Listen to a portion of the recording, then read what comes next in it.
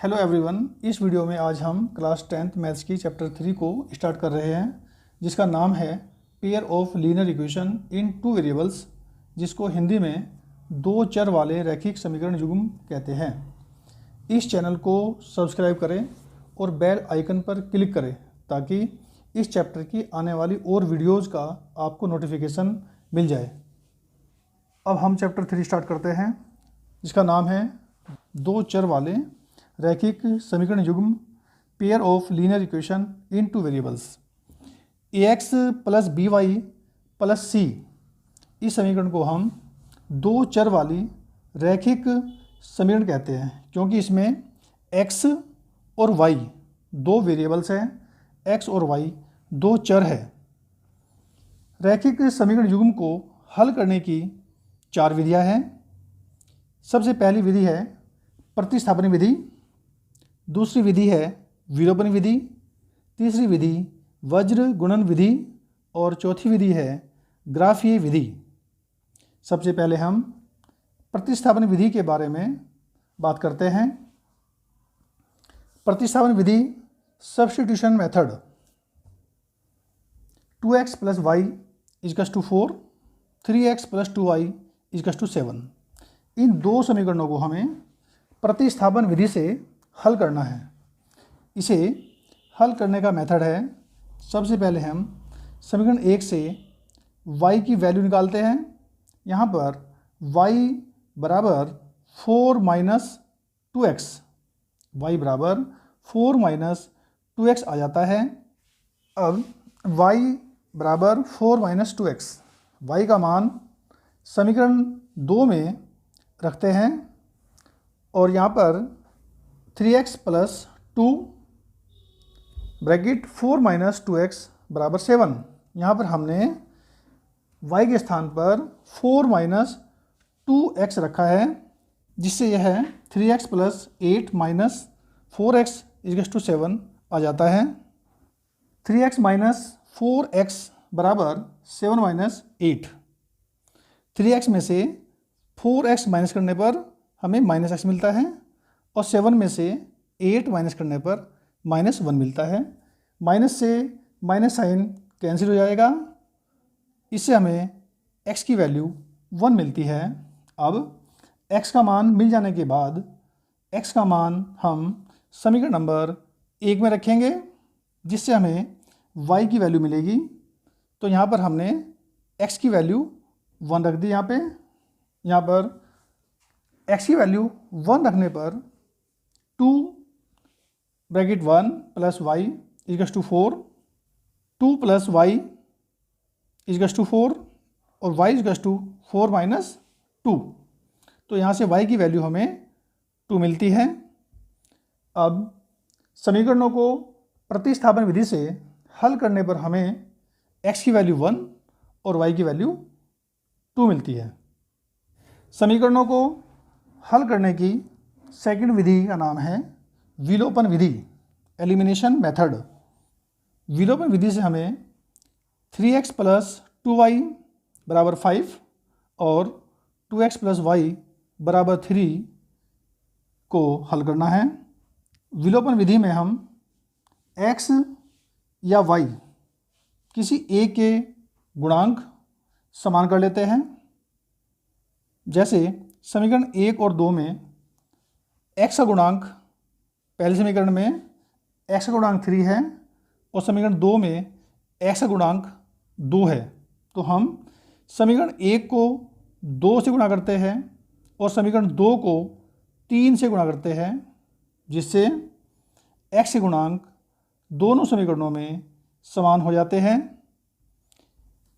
समीकरण 1 को 2 से मल्टीप्लाई करने पर हमें समीकरण मिलती है 6x प्लस 4y बराबर 10 और समीकरण 2 को 3 से गुणा करने पर हमें समीकरण मिलती है 6x प्लस 3y बराबर 9।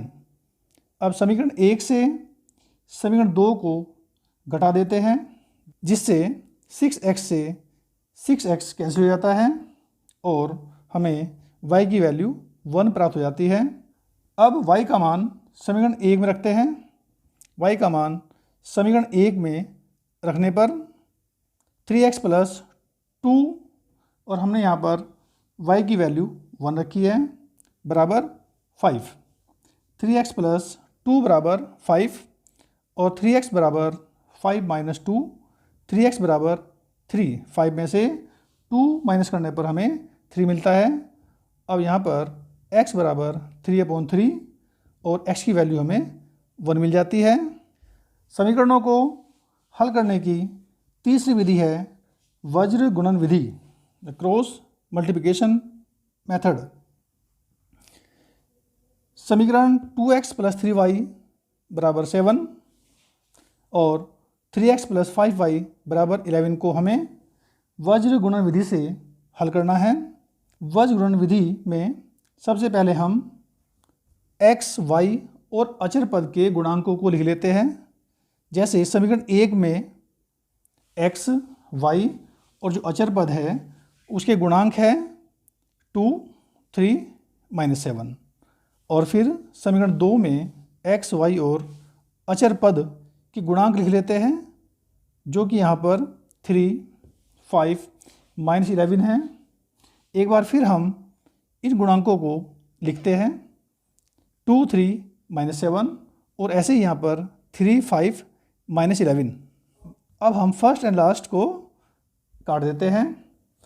इसके बाद 3 की मल्टीप्लाई -11 से करते हैं और 5 की मल्टीप्लाई -7 से कर देते हैं और उन्हें हम x के हर में ले देते हैं। इसी प्रकार से -7 की मल्टीप्लाई 3 से और -11 की मल्टीप्लाई 2 से करते हैं, जिसे हम y के हर में लिख देते हैं। इसके पश्चात 2 की मल्टीप्लाई 5 के साथ में और 3 की मल्टीप्लाई 3 के साथ में करते हैं, जिसे 1 के नीचे लिख देते हैं। इसके पश्चात x upon -33 plus 35, y upon -21 plus 22 इजगस टू 1 अपॉन 10 - 9। x अपॉन 2 बराबर y अपॉन 1 बराबर 1/1। अब हम संबंध 1 व 2 लेते हैं।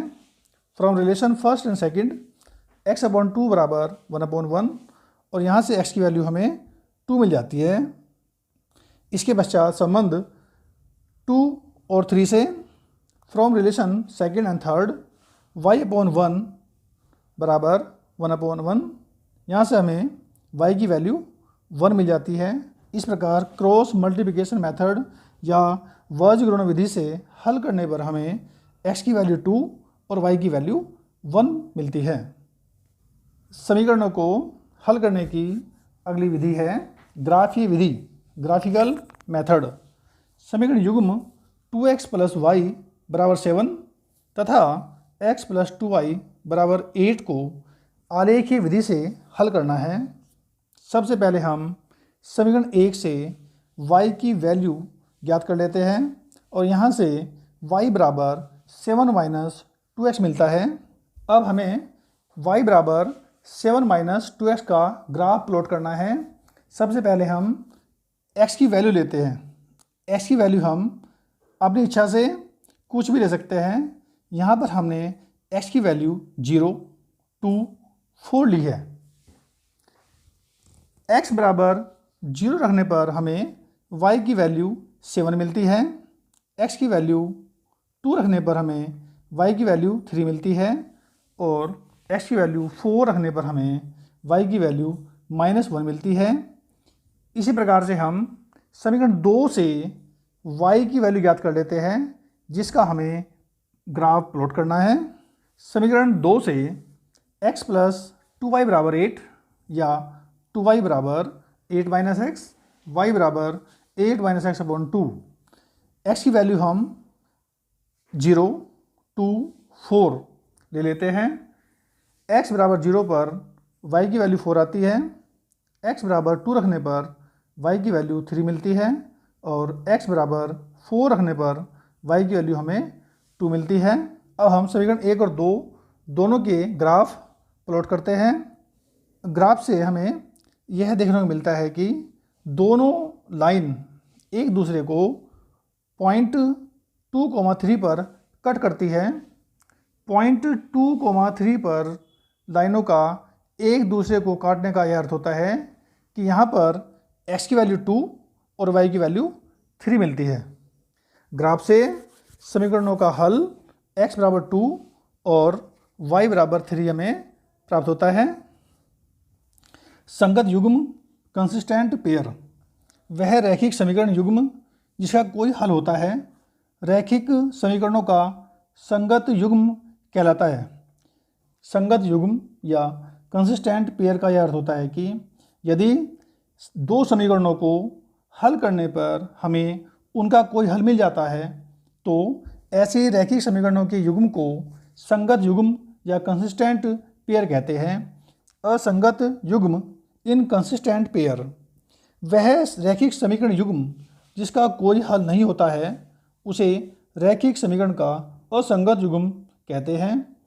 यहाँ पर a1x plus b1y plus c1 बराबर 0 और a2x plus b2y plus c2 बराबर 0 एक समीकरण युग्म है और हमें यह बताना है कि समीकरण के कितने हल होंगे, उसका केवल एक ही अद्वितीय हल होगा या अनेक हल होंगे या कोई भी हल नहीं होगा।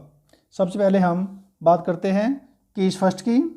एक और केवल एक ही अद्वितीय हल होने का प्रतिबंध, अर्थात यदि हम दो समीकरणों को हल करें और हल करने पर उनका केवल एक ही हल प्राप्त हो तो ऐसा तभी हो संभव है जब a1/a2 not equal to b1/b2।